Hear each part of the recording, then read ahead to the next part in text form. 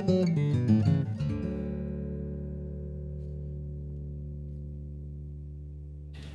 everybody, I've been asked several times over the past few years if I could show people how to replace the plastic handles on their plane or even the wooden ones, because they've seen mine and they see mine are made out of yew on this particular plane, which has a very rich honey colour. This is a natural colour, it's got no stain to it, and it starts out like this with a very pale yellow with the most beautiful figured grain that you get with yew. And so I'm going to walk you through.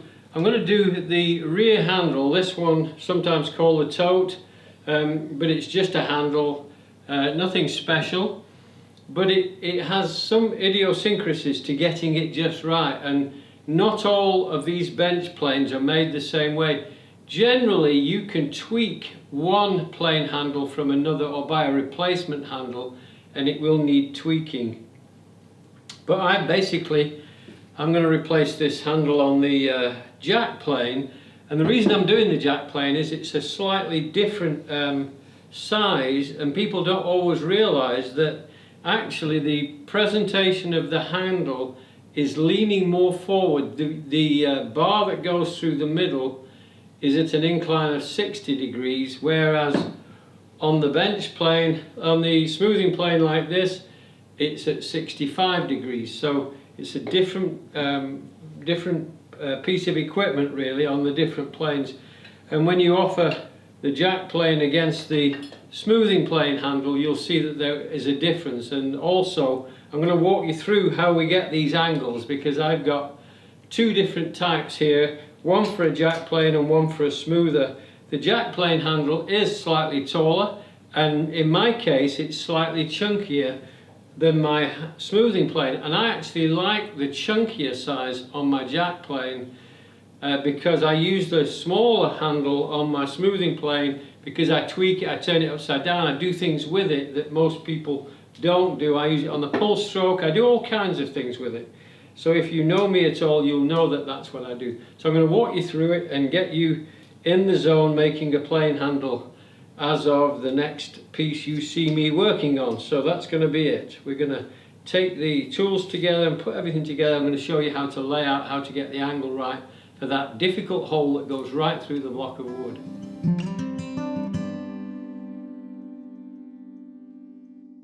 You're going to be customizing your plane handle to your particular plane, so I'm going to try and walk you through that because I think it's important for you to know what the considerations are. So take your lever cap out, take your cap out, your cutting iron assembly out, and then remove the handle first of all by turning the screw on the top. This is a threaded brass screw there. And sometimes the whole stem will come out, and in my case just the little nut at the top came out.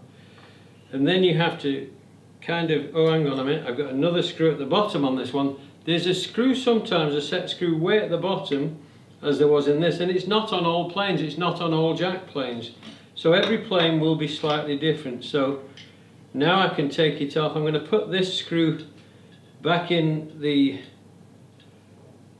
hole because I don't want to lose it, and this I'm going to put on top of the threaded bar that goes in through the handle. So this is my handle. Now if you're like me, if you've got a good wooden handle as this one is, I probably wouldn't get rid of it, I wouldn't throw it away. So I would use this first of all to establish what the angle is.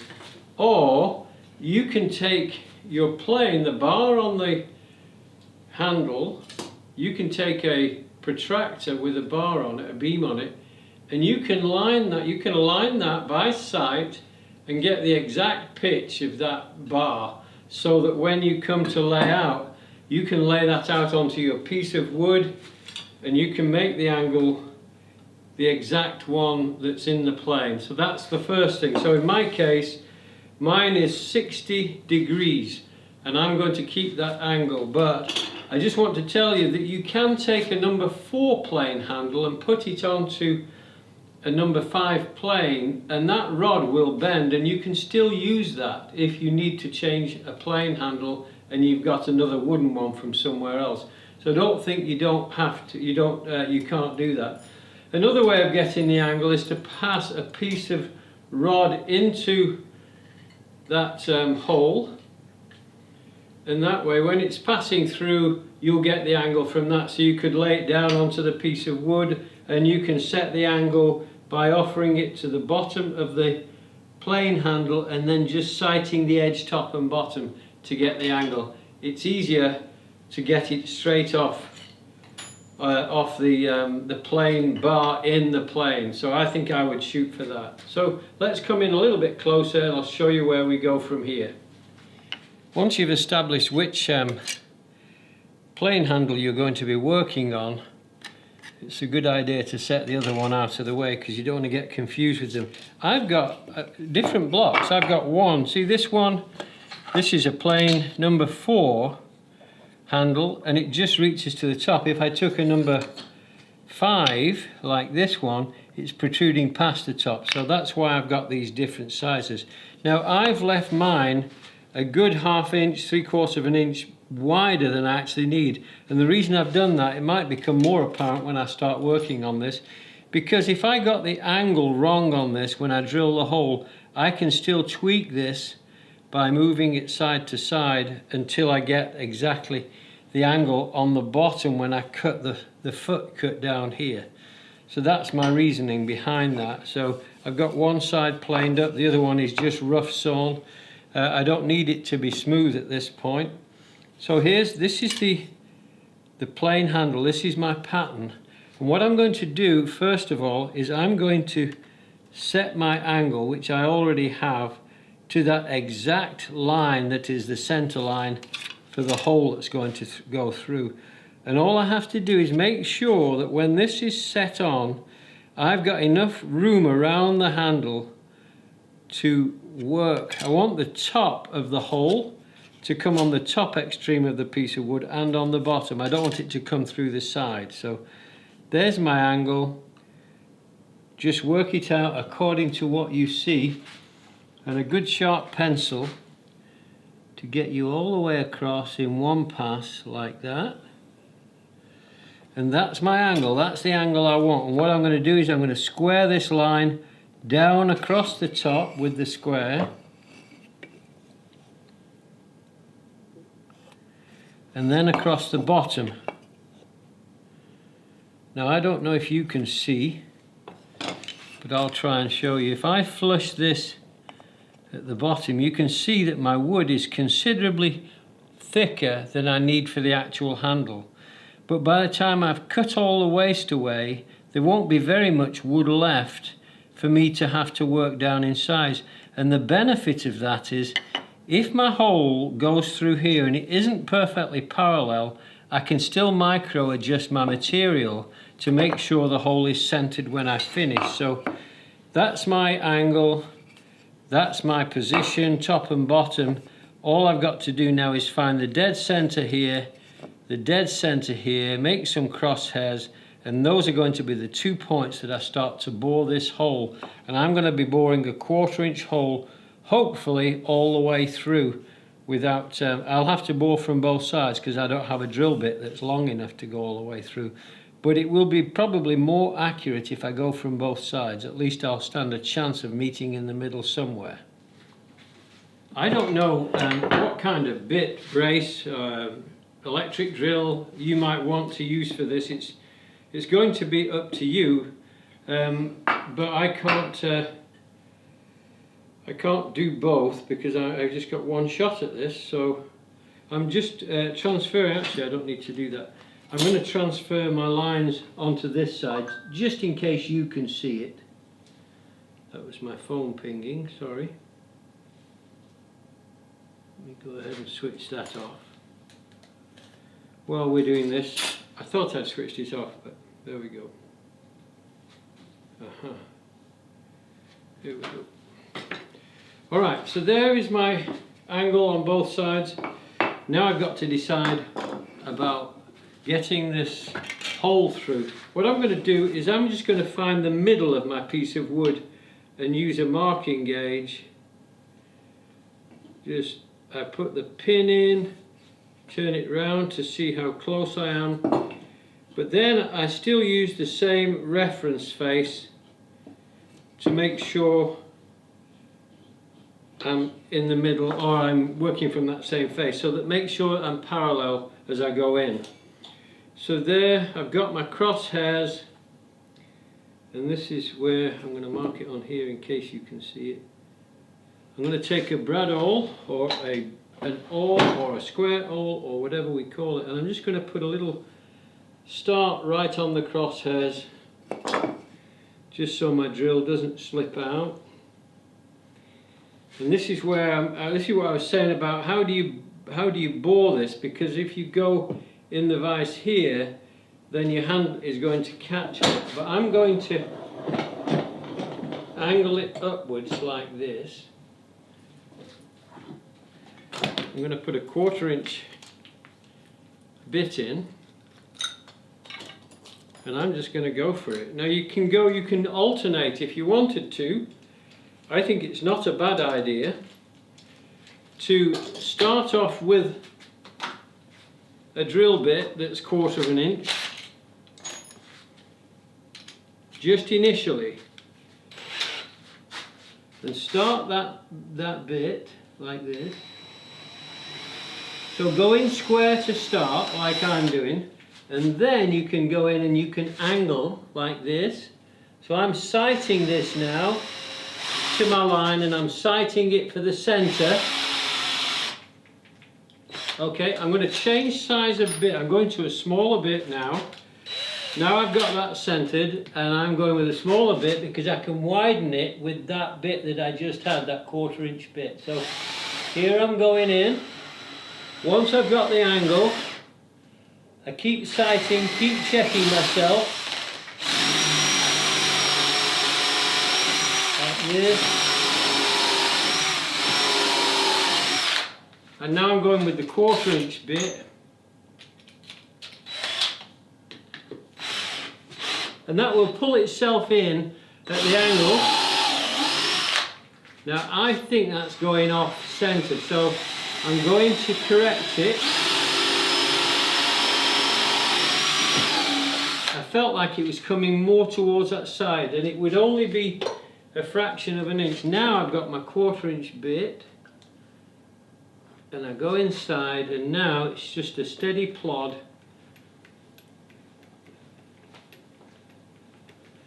And it seems to be pulling itself in, which is really what I wanted.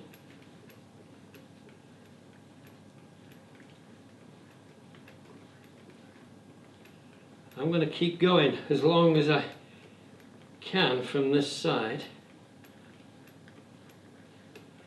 And really, it doesn't really matter, as long as it's not too far off centre. I'm going to pull it out now, just to clear out the shavings. At least I think I am.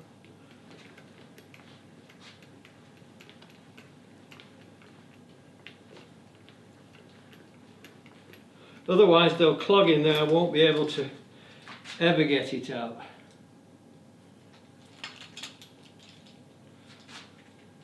Now, yeah, it's just about long enough to go all the way through, I believe. This should be interesting.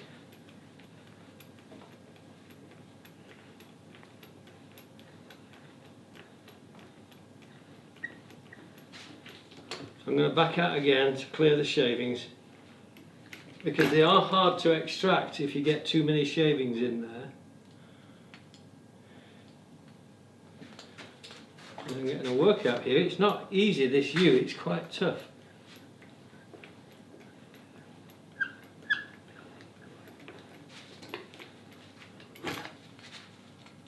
But it's going just fine.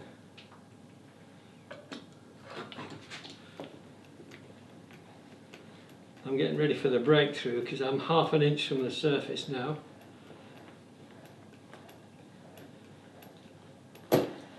There it is. Let's see how we did. Okay, I'm pretty good this way. I'm probably about, maybe 1/8 of an inch off centre, you know, along the length. But you can see I'm quite a lot away from the center line that I originally planned to go to. So I've got to make some adjustment here now. Okay, let me just walk you through this, because you can see that I am, let me put a rod through here. You'll see that I am quite a way off from my line here. Can you see that? Now, it doesn't matter. I didn't even need that line. It was just a guide for me to work to. So what I'm going to do is I'm going to lie my piece of wood down, take that rod, and I'm going to just use that to get the center from here. I'm going to bring that line up to the top corner, just like that, and that's giving me my new position for my hole. So now I've got this mark here, and I've got my start point down here, which didn't change. So now I strike a line from point to point, and this is my new angle. So I'm going to erase the old angle, which is no longer any use.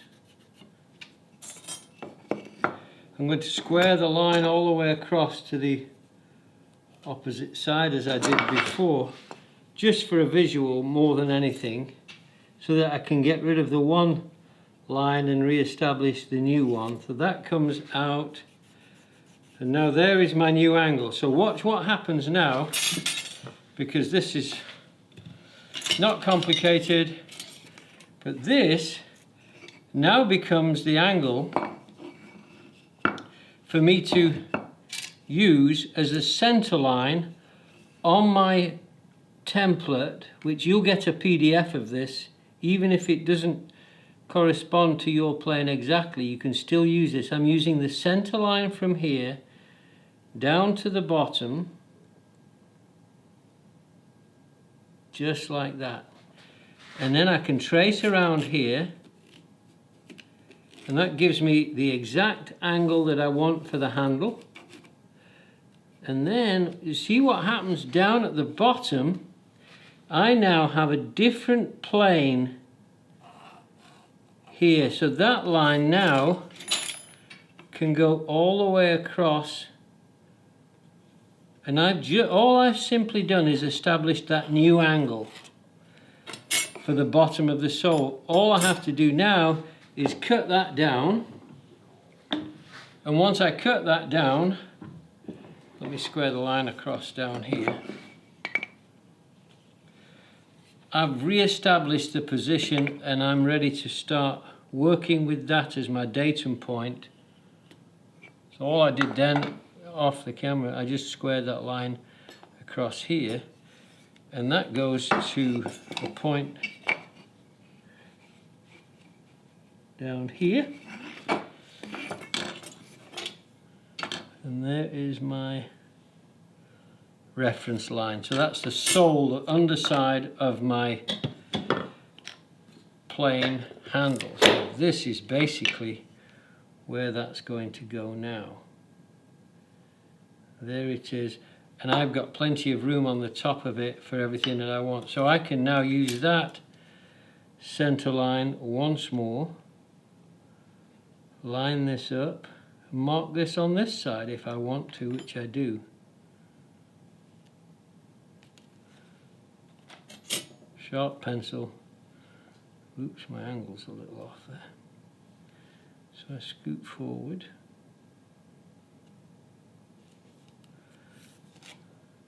I don't need to mark both sides, but again, it's just to give a visual on what we're doing.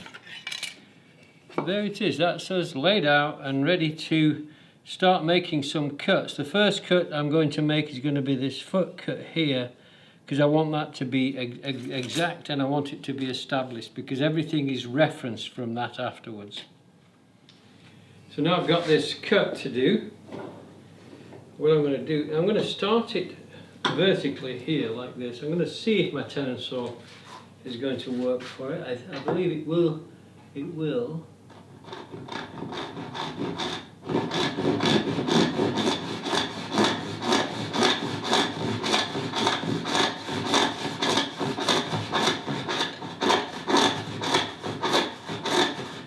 Yew is such a dense wood. It's a completely unforgiving wood. Now I've got that started across the top, I'm going to saw this way because I've got a strong rip on my tenon saw, which will work great. Oil the plate, give it a good start. Drop it into that saw curve now, and now all I've got to do is align the saw to my long cut like that.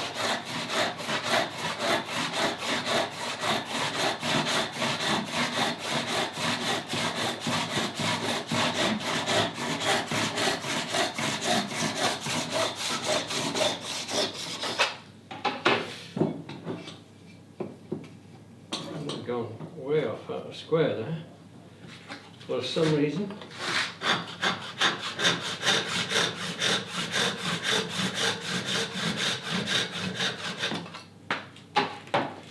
So take that off, and then I'm going to drop it in the vise this way. I'm going to plane this now with a smoothing plane to get exactly to the line. I want this to be straight and true. I don't have a lot to do.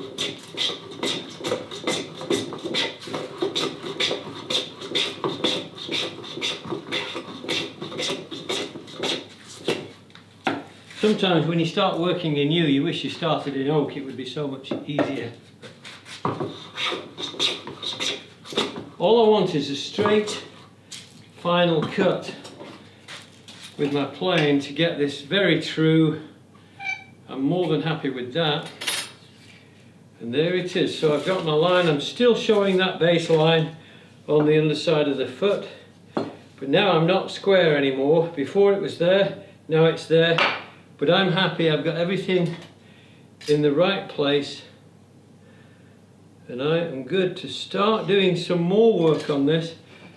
I bored a 1/4 inch hole through here, and at some point I've got to remove the bulk of this waste wood, because then I have to drill a 7/16 hole down there. Now if you're using a brace and bit, you don't have the snail to start that hole because there's nothing to pull it in. So what we're going to do is we'll plug that hole with a piece of wood, and then we'll drill in beyond that piece of wood down to the depth of 9/16. That gives us that next angle. So what we have to do now is decide what we want to do. Do we want to do more shaping? Do we want to keep it this shape where it's parallel top to bottom, which of course it's not now, so we can re-parallel this by taking a measurement from this point and moving that down to this point, striking a line through and cutting that so that it is parallel. Use your bandsaw, use your table saw, use whatever you want. I probably would not use a table saw for such a task, but I definitely would use a bandsaw or something like that. And that means that we can then clamp this in the vise, and we can actually cut the bulk of this waste off, whether we use a handsaw or the bandsaw, a coping saw or whatever. We can cut the bulk of that waste off, and we'd still be able to clamp this in the vise for the bulk of the shaping that we've got to do. So that's what we'll look at now. It's great, isn't it?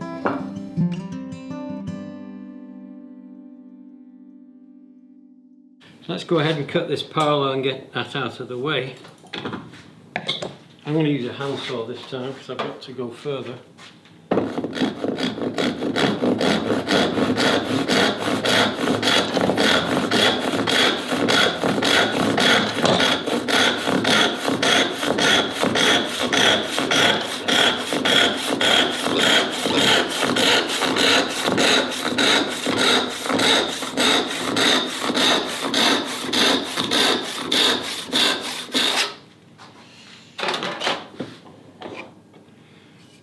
Boom, boom, boom, boom, boom.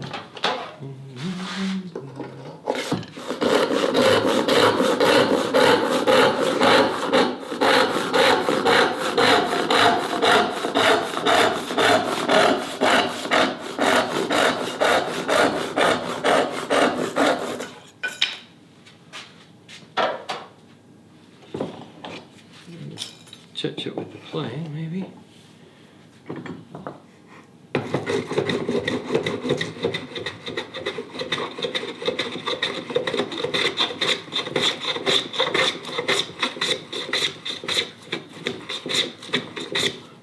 Yew is very hard to plane, but when it planes, when you get that perfect pitch, it works so nicely. So now, when I come to do the shaping, it'll clamp parallel in the vise, and that's the most important thing, because otherwise it's awkward shaped all the way through. But we do have a couple of tricks up our sleeve to help us work through this, to get this shaping done. That's the big trick next. What you're going to do, are you going to hand cut this? Are you going to put some straight lines in like this? You can cut the bulk of the waist off. Whoops, broke my pencil. Take some bulk of the waist out of the way, really. I'm going to come down this edge here. So I'm going to cut down there. So that means I've got a radius in here, and I don't know what that radius is. So let's take a bit of a look. See if we can find out what that radius is. Does it conform to a radius like this? That's not quite tight enough, because if it does, like there, I have a 13/16 radius. Let me go and see if a bigger one will do. Actually, a 7/8 radius works perfectly. So I'm going to bore through here. I think that's what my plan might be. Bore through from there. If I do that, it means that I have taken out the bulk of that internal corner as well, which would be very handy if I could do that. I'm just going to put a center line. I'm using this template because it will give me a center line like that and like that. So I've got crosshairs at least on one side to work to. So if I draw these lines in, I've got a start point for a 7/8 bit, so I can drill through that there, and that will give me that internal corner. So I'll drill that, then I'll sew into that, and then I'll sew into that, and that will give me exactly what I need. So if I square that across onto the other side, the edge of the circle, there, there, and there. Oh, I already got it marked, and it's also very, very close. So all I need now is the center point where those two crosshairs go, and I transfer it over to this side. And I can even take that center point from this baseline. See if I can get this right. If I get this right, it'll be great. So all I'm doing is transferring the center point to this opposite side of the wood. There it is.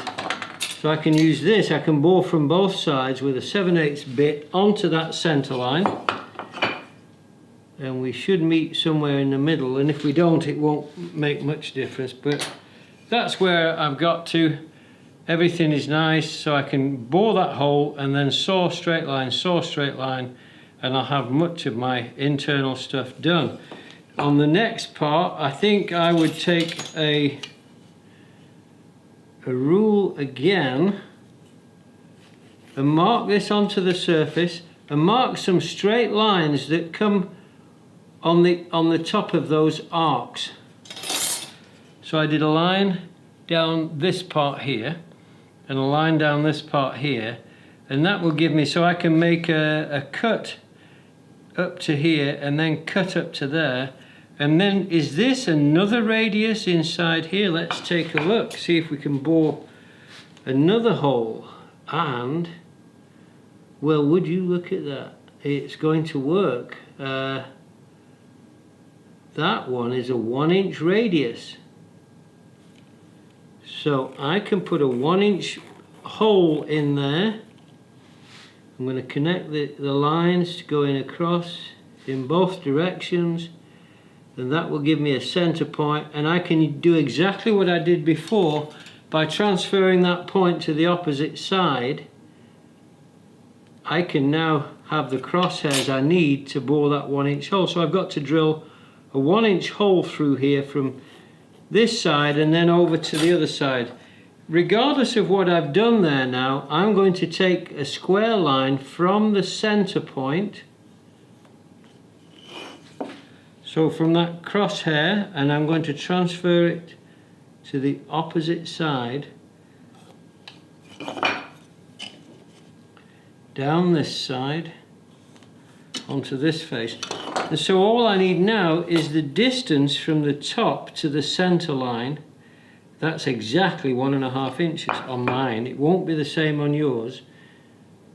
1.5 inches. So now I've got my crosshair from this side, so I can bore a 1-inch hole in there, and that will take care of my radii for both the top and bottom. So I think that's going to be pretty interesting. I'll bring you in close so you can see what I have.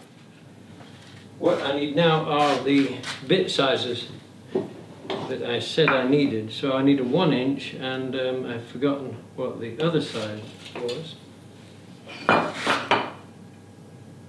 7/8. Let's give this a shot. Now you can drill a hole through, and that's what I would do. I would take a drill driver and drill maybe something a little bit under 1/8 of an inch. Halfway through from this side, because this wood is quite brittle, and if I just bore through, the conical point on the snail of the auger bit can split that wood, and if it doesn't split it, it can weaken it. So I'm going to go through from this side in both of those holes. I'm going to go halfway through, square perpendicular to the wood,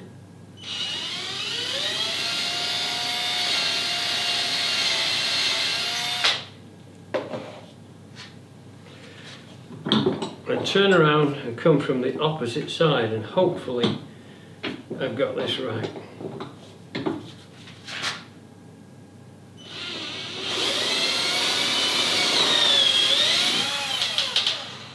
I felt it cant a little bit. It won't make any difference.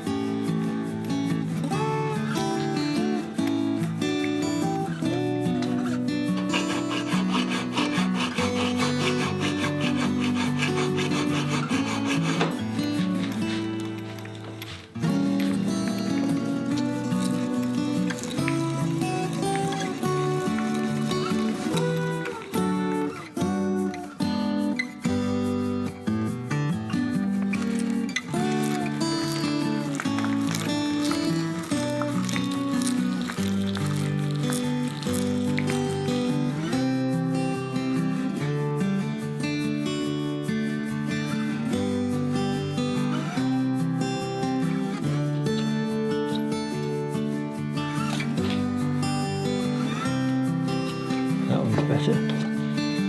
So there we have it. Not easy that was quite a workout, but I like workouts.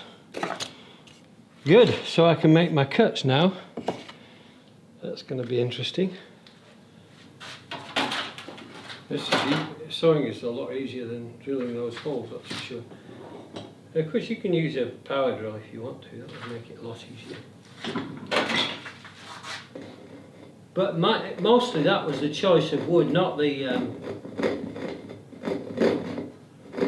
don't think it would be difficult if you're using cherry or oak, for sure.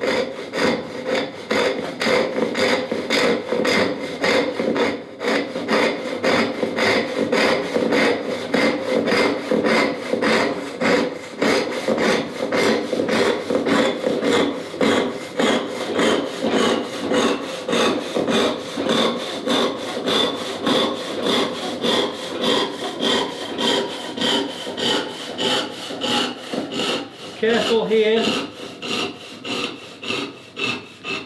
not to saw into the arc, because I think it will be quite difficult to remove if you do go deeply into it. This one is just a parallel cut.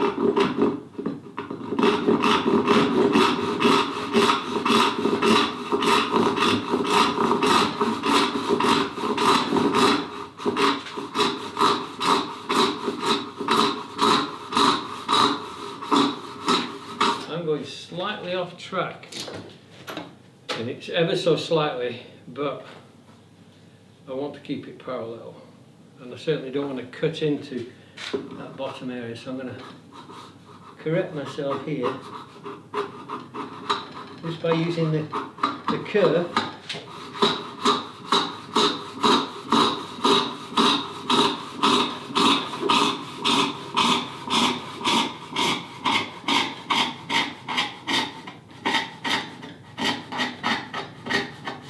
It might be tempting to go in there and maybe break that off, but I definitely wouldn't do that, because it can tear those inside fibres where you don't want it tearing.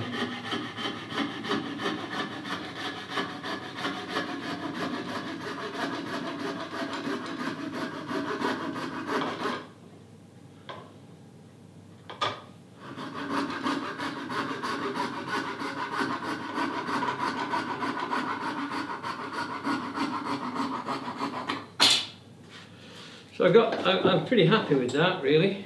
Yeah, in fact I'm very happy with it. So I've got a couple more to do just like that on this other hole where I already showed you that marking.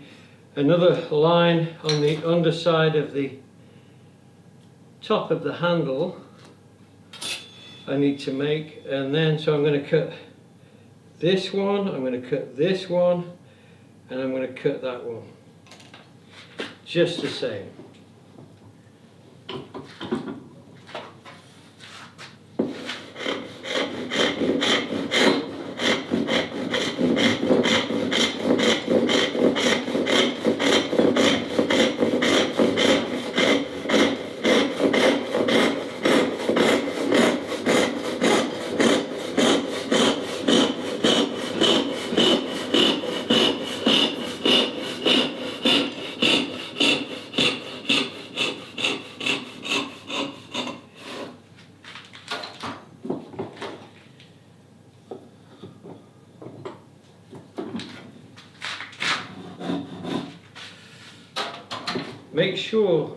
Make sure it's really well supported at this point, because you know, across the handle, when the handle's in place, is the weakest point on these planes.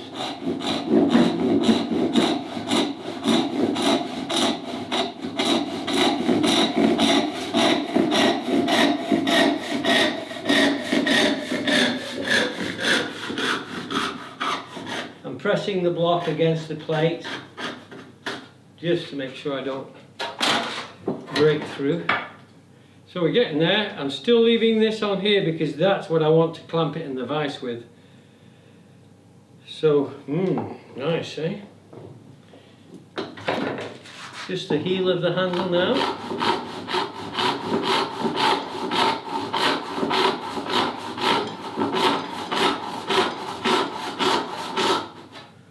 I think I could go, no, I wouldn't gain anything. Just going to go straight off with this.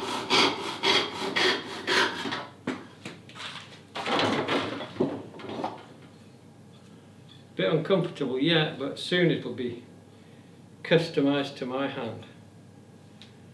Great.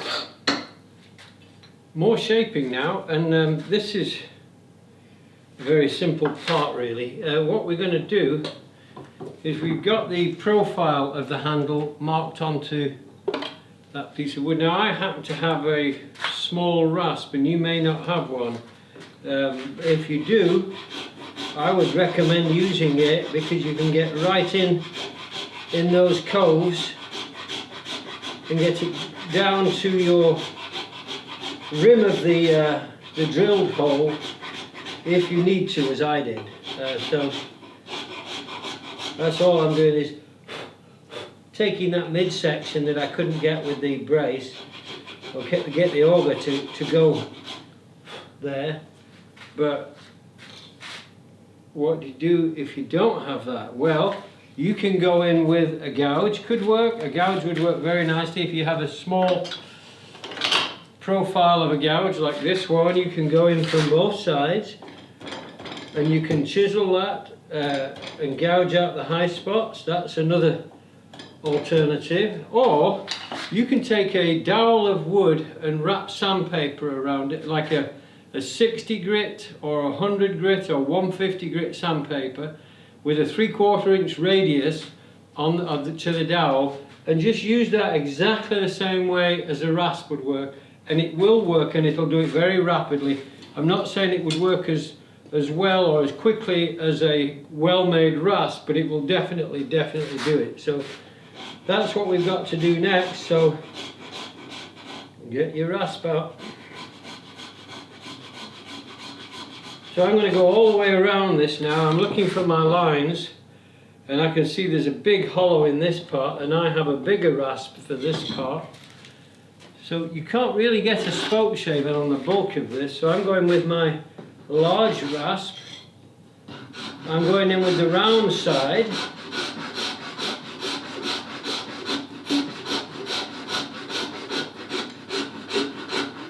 And I'm looking for my line to get it down to that line on that internal corner. And watch the edges, the side parts to your rasp, because they tend to be quite aggressive if you're not careful, and they will score deeply where you don't want it. Once we got that down, we're going to go all the way around this now to get those high spots and to get the shape we want. One of the neat things about this now, if I take this, it should drop on here. Look at this already, it fits and the seating's right, which means the angle is right. So I'm already happy about that. That's great. Oops, wrong part there. So now I've got to do the shaping, and that's what we're working on next. So we have some more to do, because the holes are not centered in the piece of wood. They may be centered in one part, but they're not centered in another. So we're going to take a look at that now to see what we should do to get this parallel to the hole. Okay, what we're going to do this time, I'm going to set this aside. I'm not finished with my shaping, I was just moving forward. Take a finger guide like this with your finger, like that. That's the center of my piece of wood. I'm going to put this onto here just for a minute, and onto this face here. Then I'm going to go to the bottom hole, and I'm going to just eyeball the center of that hole, make a line across and onto this edge. That's going to give me the center line that I want to work to. Now you can use a marking gauge if you want to, that's fine. But what we want to do now is we want to be parallel to this, and we want to decide how thick do we want our handle. Well, on the original handle, I measured 7/8 of an inch exactly. So what I would do is I would want to make a mark from here, 7/16, which is half of that 7/8. So make a mark, and then go on the opposite side and do 7/16 again. So that's that one. Now I can pull this line just like this, and I just go to this edge, because it may not be at the top edge, it can be different to down here. So I'm marking the fore edge, and then I'm turning this around and I'm coming from here. Now if your wood is parallel, which I believe mine is, you can just run that line again, just using your finger just the same way, and you're going to end up with a 7/8 inch thick handle to do if you do it this way. Okay, now we go on the top and we measure again from that line 7/16 on each side of that center line. Now I can see, can you see now it's quite different? It's not quite so centered as the other end was. The other end was quite centered, but this end is not. So this is where I strayed with my boring a little from the center, not a little, quite a bit, but it's not really that massive, but it looks bad on here. It looks like a lot. Bring the marks onto the front and back edge, because these lines can be your guidelines down. So if I bring this line now along here and along there, so those lines go on the inside, I can bring that line round onto this face inside that cove, just like that, and now I can join these lines up, and that will give me a parallel surface on the outside of my handle. So I come in here now with the ruler and make it a stronger line, just like that. And if I bring the camera in a minute to see, you'll see that there is quite a bit of discrepancy. I'm doing the same on this back edge, right into that alcove there, and that's just giving me the line for me to run my ruler to. So this now, it doesn't bend this, so I'm going to find, I have a thin scraper somewhere. This one will work, and I just bend my scraper to that contour like that and make a line. That gets me the thickness of my piece. Now I've got to plane that down. It's not complicated, it's not hard. I've left plenty of meat on the top here so I can plane a cross grain and I can go into and outside this side. But let me show you how I do this, because I think it is important that you follow me as we do this. So I'll just bring the camera in and walk around this piece, or spin it around or whatever, so you can see a little bit more clearly what I've done. And you can see how my lines are out of parallel, but when I finish they won't be bad. So can you see how the line is narrower at this point, but when I get up here it's wider. So it's not very much, it looks a lot more than it is. I think it's probably a 16th out of parallel on both sides. Flip onto the end and you'll see how it's much more uneven, but when we're finished it's going to be perfectly parallel. It's going to be great. And now you'll probably understand why we left this so full, so that we could cut that off. And we can rip that off now. We could just rip that with a handsaw if we wanted to. I may do one side with a handsaw and the other side with a plane. We'll take a look and see what we feel. So now I'm ready to rip down the sides of the handle. I'm going to just rip it with a handsaw. At first I thought I would plane or use a rasp on one side, but I think this is going to be much better. So I'll just work to my line.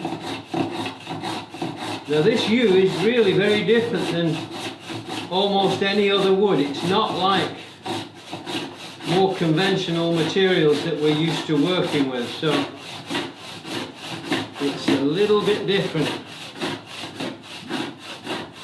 But once I'm in, I think I'm going to be fine.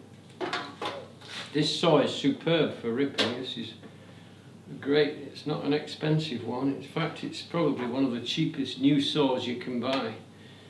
It's definitely my favourite. So get your angle. I've got square across the parallel top now. So now I'm sewing down the side where it's getting thinner.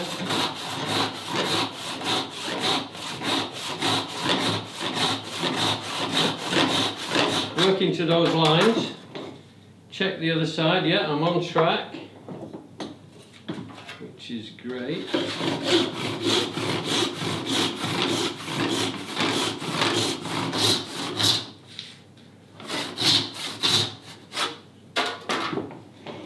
Obviously, I have to come higher up with each cut.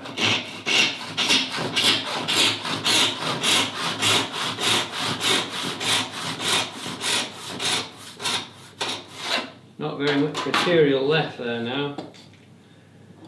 Flip over and come from the top.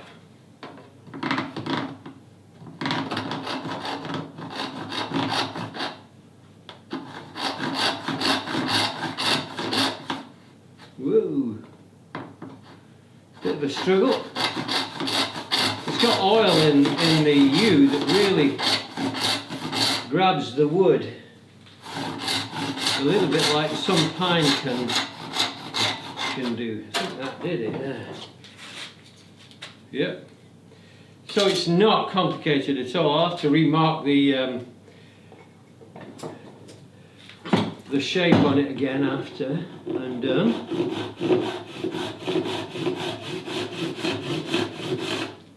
I'm going across the top just to get the square on.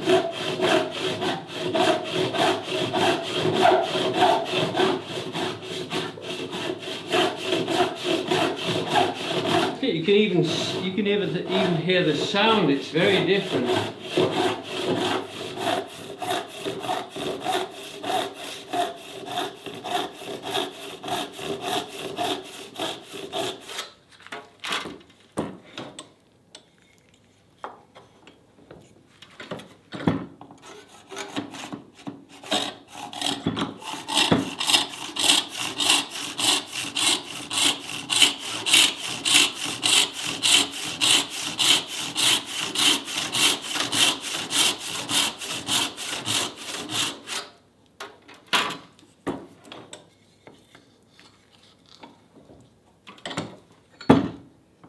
So what I did, and I ripped off the two sides by hand. I planned on planing one side, which I started. I thought, no, this is quicker just to rip it off. So I ripped to the lines that I had, and I've repenciled this back on so I know what I'm cutting to. And now it's just a question of shaping these inside surfaces. And to do that, I'm just going to go with a rasp and start the shaping just like this. Take it to my lines, and it doesn't take very much with a good rasp. And if you've got one of these Shinto rasps, these work fine too. Use the soft side, the finer tooth side, just to start with and get used to that, because the other side is really very, very aggressive, and I think it's too aggressive. I've got my half round rasp, the small one, and as I may have said or maybe not, wrap some sandpaper around a 3/4 inch dowel. Something like 100 grit would work well. Get into the corner and take out any area that has a step in it. And I'm already down to my contour. I'm happy with what I've got. I've got my contour here, a little bit more yet to do in here. And once you've got that down, once you've got it close, you can refine that even further with a scraper, just with a thin scraper, cabinet scraper like this. And you can take off more high spots with this, and even take out the marks left with the rasp if you want to do that. It's a bit soon to be doing that, so maybe that's not the best thing to do at this stage. But now I've got this working, and it does, again, I'll just show you, just drop this on here, and you've got your profile, and the angle's right, we know that. So we're going to shape these inside roundovers next. That's going to be a complete round.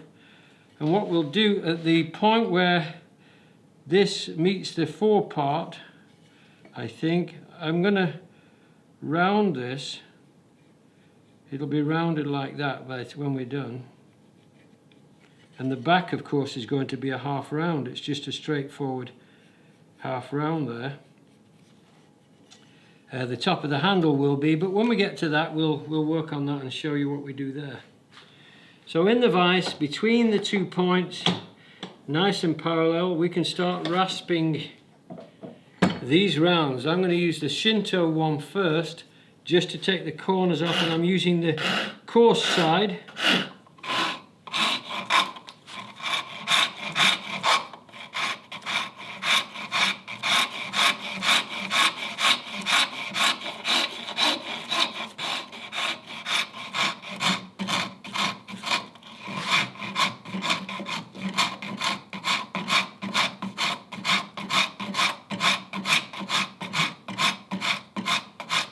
It sounds like I'm going quite heavy with this, but I'm really not heavy at all. It's just the coarseness of the rasp. Once you've got this 45 done, flip over and go to the fine side and take the hard corner off.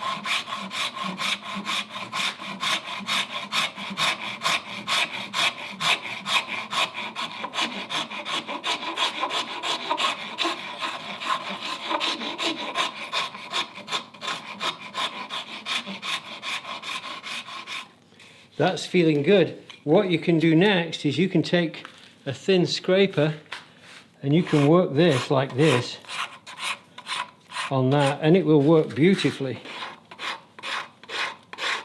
to give you almost a mirror finish and minimize the amount of sanding you've got to do. So this goes remarkably fast doing this round over. And remember, whoops, this bit is going to be cut off soon, so we're going to be taking that off, so we don't have to spend a lot of time on that upper area, just a little bit.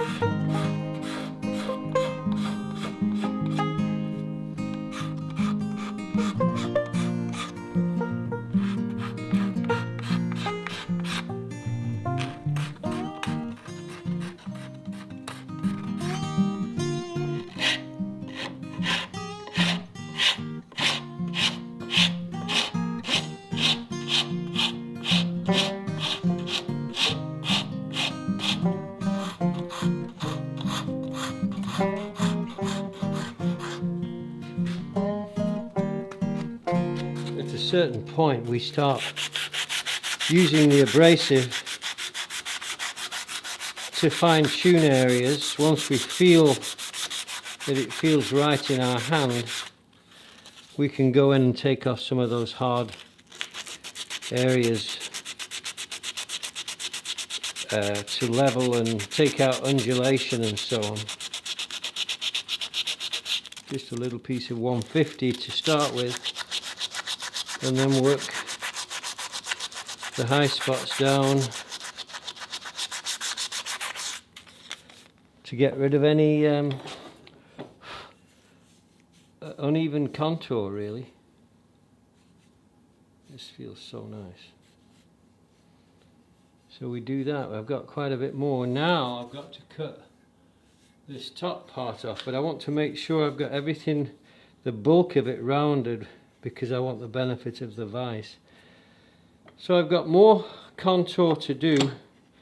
I'll probably spend another half hour on this and then call it done, because there's only so much you can do. You can keep going forever,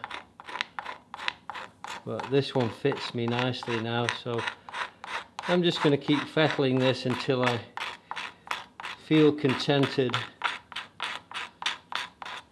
with the shaping, and I'm ready to cut this top bit off because we've got more boring bits to do yet.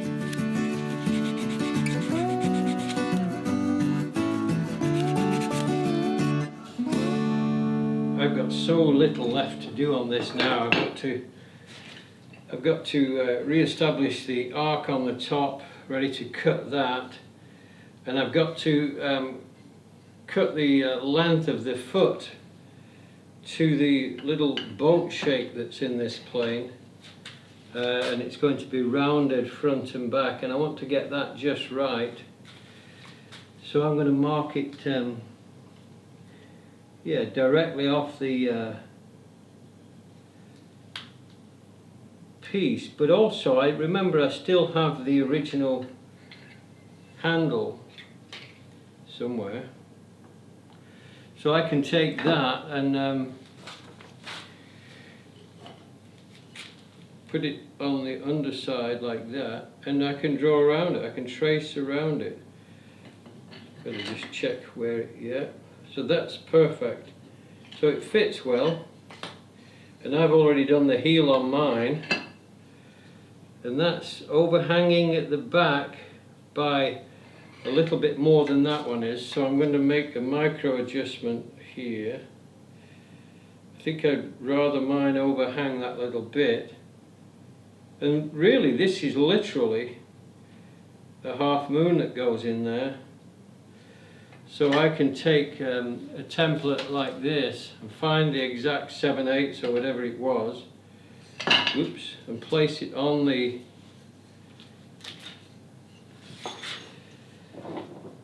handle, and then just trace around it from that mark that I just made. I think I've got the wrong one there, there we go. And that's a complete half circle, a semicircle, so I can cut that very quickly and simply with a rasp and get my half moon.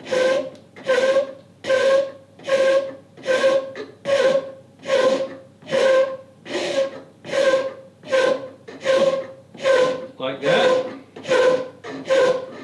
And keep trying it on the plane to see how I'm doing. So I'm leaving the line in by a 32nd at the moment, just hedging on the side of caution. Drop it on the plane and see how it looks. Yeah, I can come down more, I think. I can come down nearer, so I keep going until it fits exactly. But what I want to do is also, before I take it all the way down, I think I'm going to bore the hole for the set screw that goes in the middle, and then I'm going to make sure that that seats right, because that could just adjust it slightly. So drop it in again, like that. So I've got one half of it done, I've got the other half to do, and it's looking great. So next I've got to drill that hole through there, and I want to get that bang on.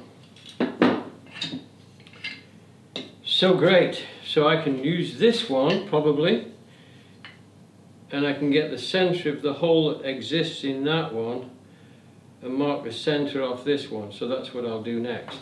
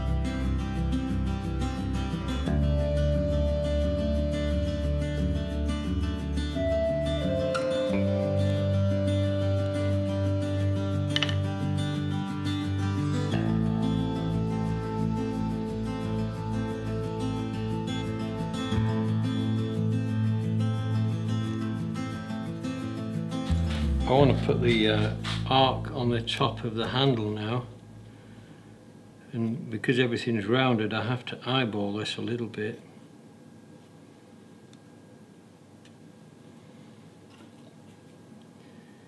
So two things I want to do. I've got my arc done, but I also want the centre line right here,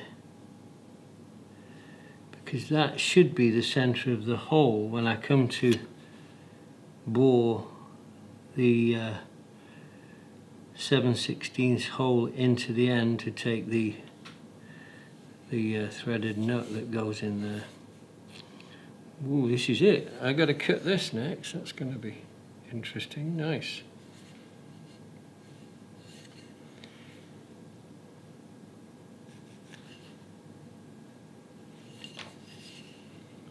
Okay, I think I'm just going to saw a straight line across first. I'm thinking on my feet here because I've done each one of these differently.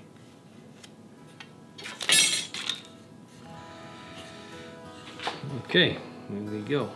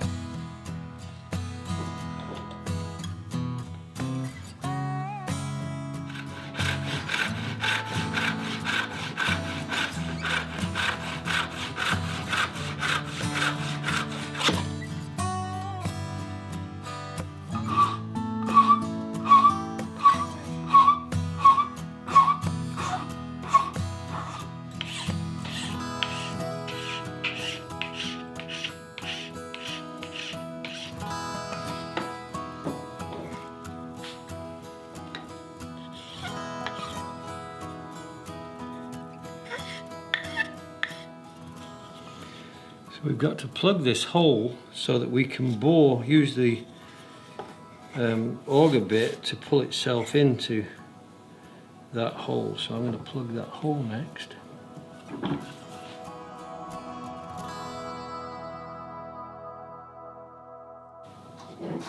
I've got to plug the hole, so I've just got a piece of wood. Any scrap wood will work probably, something with a bit of guts to it.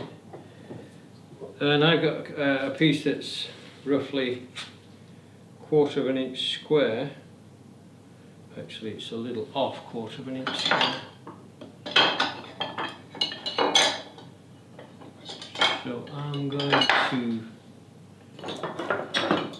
square it. So 1/4 of an inch square.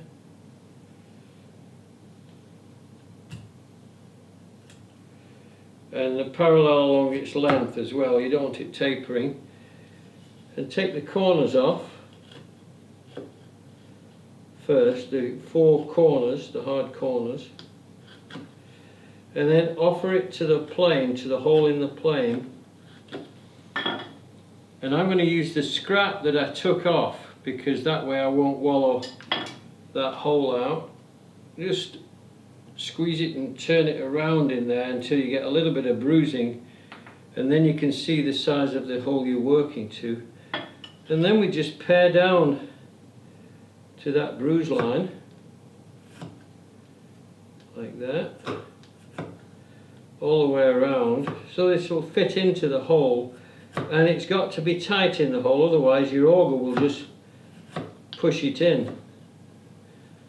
And what we'll do after, we'll just drill it out again when we're done. It's a fairly simple procedure. Not much different than surgery, really. Just watch you don't slip.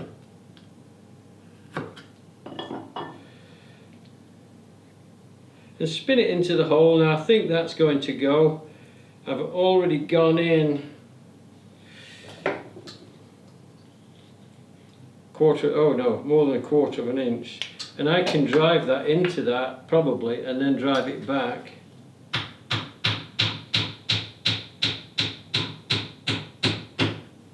Yeah, so that's going to work, and I'll just use a bolt or something to drive it back out. And that will now get driven into the end of that handle.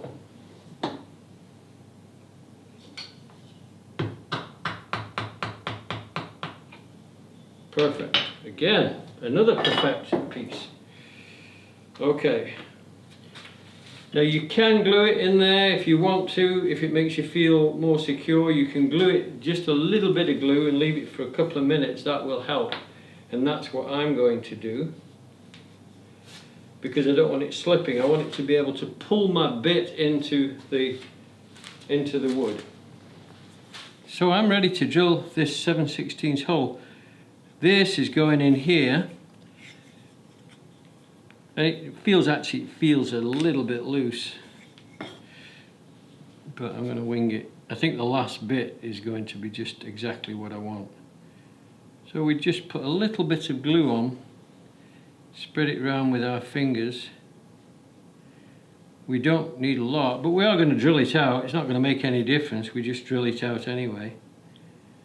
Press it down into the hole until it's flush, if you can get it flush. There we go. And I can put that straight in the vise now, and just take my awl and go right in the center of that. Just eyeball it for center, give it a little start, and I hope I picked the right wood. It feels a bit punky. So I want the hole that I'm going to bore into here is going to be as perpendicular I can get to that arch top. So it's not hard, it's just difficult, that's all. Okay. How to hold it, that's the big question. I think I'm just going to hold it that way. And that means I can get a full swing on my brace. So I'm going to check. Now remember, I'm drilling a 7/16 hole, but for you guys it might be slightly more, it might be slightly less. That's the problem. So make sure you check yourself with some calipers. A vernier will do fine.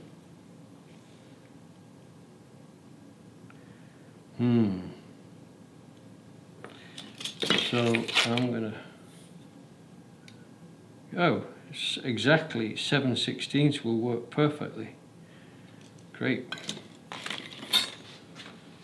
Do I have a 7/16 bit here? No.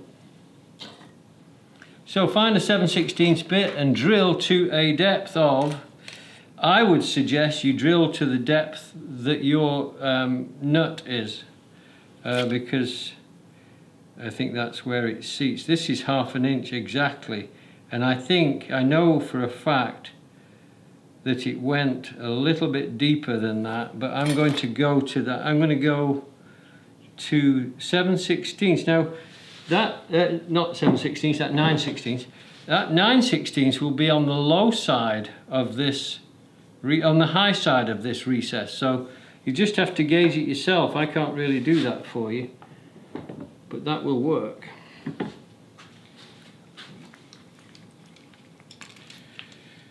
So remember, a revolution on some of these bits, it could be that it's exactly a 16th for every revolution.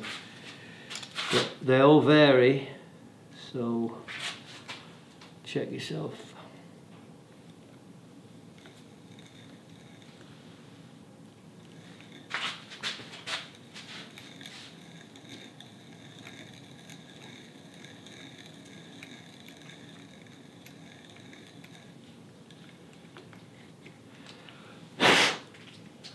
I doubt whether that's deep enough. You know, I've got another 3 or 4 revs to go there. That was a waste of time.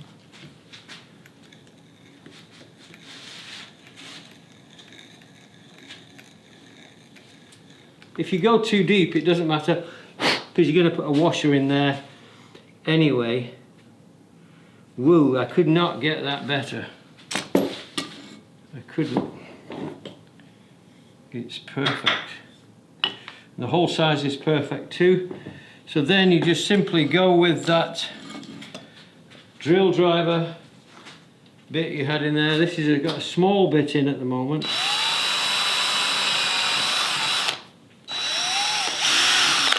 And then go with the 1/4 inch bit that you used. And that will take care of everything for you.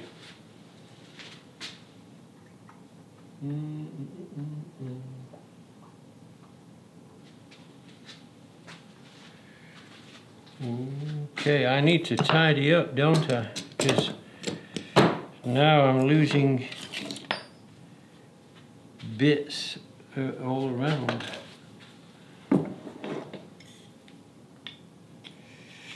There it is.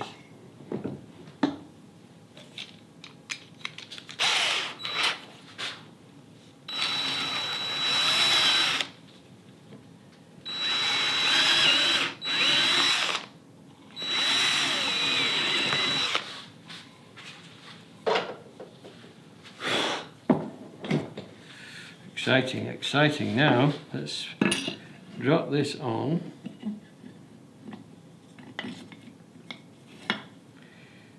See what we got. So yeah, I've got to put a washer in there yet, but the thread is on my side of the hole. That's good.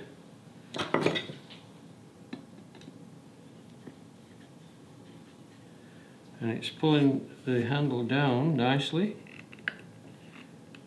Woo, this is nice. There it is. There it is. Look how beautiful that looks.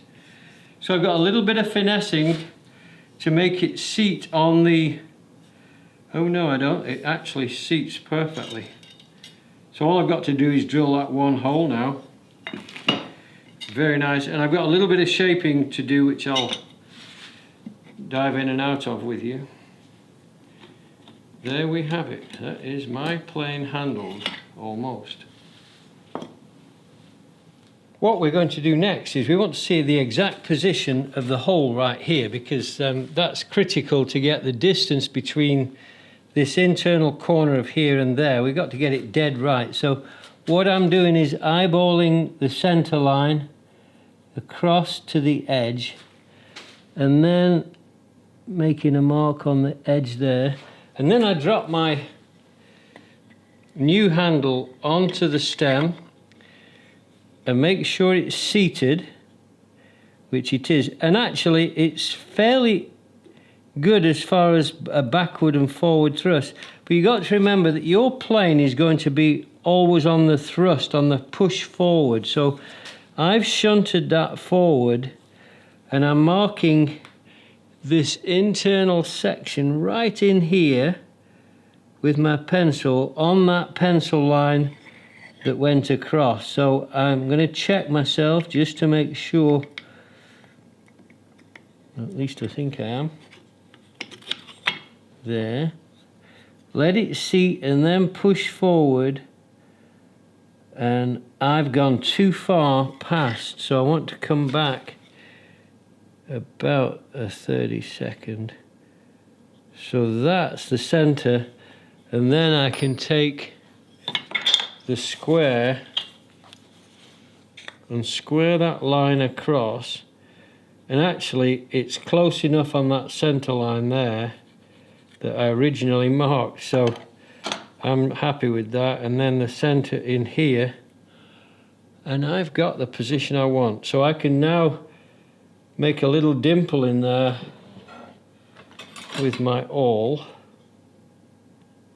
just to start the bit, and then I'm going to drill the hole that matches the size of the screw. So my screw may be different to yours, it may be a different size, so let's make sure we check that. So I think I'm ready to drill my hole through here. I've just put a stem of oak in the vise, and I'm thinking that I can hand hold this because I can't really get a clamp on it. So I've just got the right size bit, and hopefully we won't have a problem. So if I press it firm on the surface, I'll drill through, and that went perfectly. So I don't have any tear out, and that's the important thing. Probably, if you think about it, it would be better to drill that hole before you do all that work, because if it didn't work, you'd have done all that work and it wouldn't be repairable. Let's see how this goes.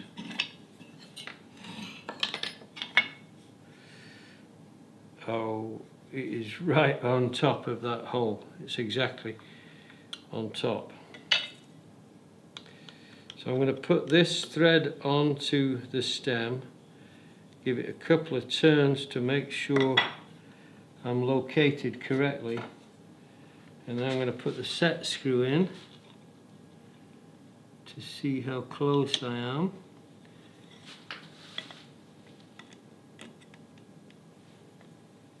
This is where you wish you had a little dumpy screwdriver.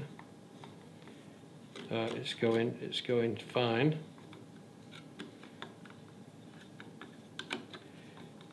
So set that screw where it needs to be. Oh, it lines up perfectly on both sides, which I'm more than happy about. So that's nice and tight, and this one is nice and tight, and that's my handle fitted perfectly to the base. And the only part I've got to do now is this round on the top, right here at the end of the handle, which is literally just rounding this, something like that. Just eyeball it. Rounding that and then feathering this in to create a nice dome part like I did on my other plane here, which has now got dings in it, but I remember how nicely it felt, and it still does feel nice, and this one is going to feel just the same in a very short time. It's nice, very nice. I'm really happy with this, and I know you will be happy when you do yours.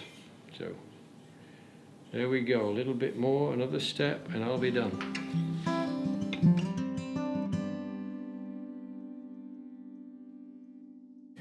I am about ready to put my shellac on this plane handle, and I'm using shellac because shellac is amazingly wonderful for plane handles and all kinds of tool handles. This is one, I've already done this one, this is also U. So when I put the finish on, I'm putting it on with the tote and the front knob on the plane fixed to it. I don't see the point in having to handle it to make it happen. So that's what I'm doing. It's up to you what you do. but it works fine. 2-3 coats maybe, and that will be it. I won't have to do anything to it except steel wool it with 4/0 steel wool and some furniture polish. Buff it on, get the nibbing out of the surface. Nibbing is those little tiny surface fibres that stick up and feel a bit rough, so you get the nibbing out with the steel wool. And that is basically it for this plane. It's going to be a wonderful, look at this beautiful, beautiful handle, and I'm dead chuffed, very happy with it, great. So I'll show you how to put the shellac on. It's not complicated to brush shellac onto a finish like a hand plane. We simply apply the finish with a brush, and now I've got a Hake brush, and it's really one of the best brushes that I've ever used for applying shellac and even other finishes. So I'm going on the awkward bits first, cutting in around the edge, just like this. Don't matter if you go on the Japanning, which is that black stuff they painted it with. Don't make any difference really. Makes it look even shinier. So pull the long strokes. Once you've cut in, pull your long strokes, and you don't have to go with the grain in this case. And just apply a liberal, well not liberal, just a nice even coat, and keep that moving from a wet edge to a wet edge. That means when you're putting the finish on, don't do down here and then on top of there. You move from wet to wet. And that's the first coat on. Pretty, isn't it? And that's all you need to do with shellac. You don't have to do anything else with it. I'm going on the front knob now. Work around that base and work up to the top in this case. Just like that. You can go on to the brass if you want to. You could always take it off later if you want to too, but it's fine. Whoa, that is it. How fast is that? You can't get much faster than that for applying a finish. That's one coat. Leave it for maybe an hour. Give it a light sanding with some worn 240 grit sandpaper. Then come in and apply another coat and see how it looks. I haven't applied a thinned coat. I've just gone with a heavy coat of shellac. I'm going to leave it now and come back to it in an hour's time, put another coat on it. Leave your brush, you don't have to do much to it. It'll soften up when you put it back in the finish. So that's the nice thing about shellac, is no matter how hard it gets, no matter how long you leave it, if you need to get the brush back in good order, you just dip it into denatured alcohol, it'll dissolve the finish and you're back on track. It's wonderful.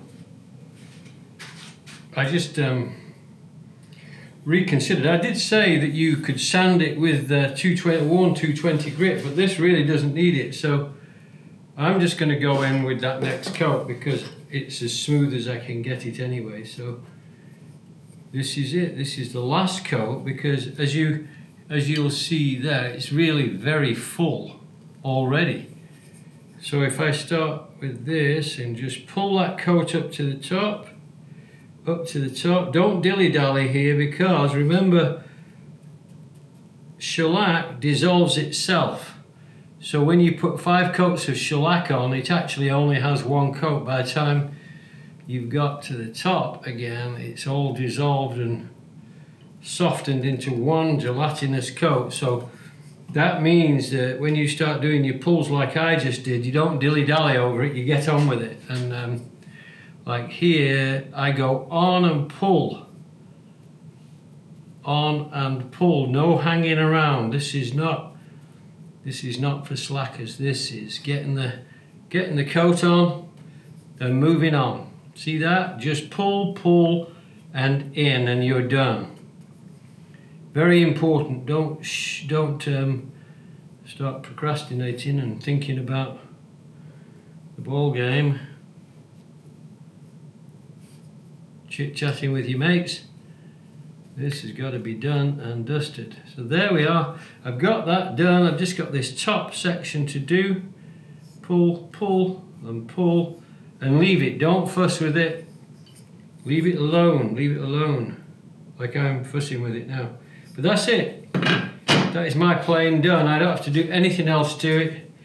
Now that it's finished, I can just leave it till tomorrow probably, and then go with some furniture wax, some steel wool, and it will feel as smooth as silk. And it will stay that way for years. Years and years and years. This has been a great project. I loved it. I loved every minute of it. I've got one very last thing that I have to do with the handle now, and I've got some 4/0 steel wool, or 4/0 steel wool, and some furniture polish, just a soft paste wax.